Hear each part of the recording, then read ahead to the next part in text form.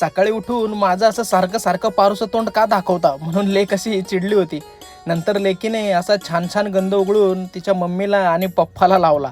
आज बायकोने सकाळ सकाळ मस्त कलिंगडाचा ज्यूस प्यायला दिला आणि पप्पा मला सोडून काहीतरी भारी पितोय हे लेकीनं पाहिलं. मग काय पी म्हणलं भाई तू पण. नंतर श्री रामचरितमानस वाचायला घेतलं. त्यात भगवंतांनी मातेला आपले अखंड अद्भुत रूप दाखवले. त्याच्या एकेका रोमामध्ये कोट्यवधी ब्रह्मांडे सामावले होती. नंतर आपला शेक पिऊन ऑफिसला निघालो तर बायको म्हणाली, आज काही नवीन वाटतंय का?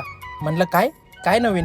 ड्रेस ड्रेस अशी रिॲक्शन देऊन ऑफिसला गेलो आणि घरी आल्यावर बायकोने आज मस्त पनीरची बुर्जी बनवायला घेतली होती. नंतर असं पोटभर जेवण केलं आणि पप्पाच्या बोटाला झालेला बाऊ लवकर बरा करण्यासाठी एवढीशा लेखीने केवढी फूक मारली काय सांगू. हे बघा.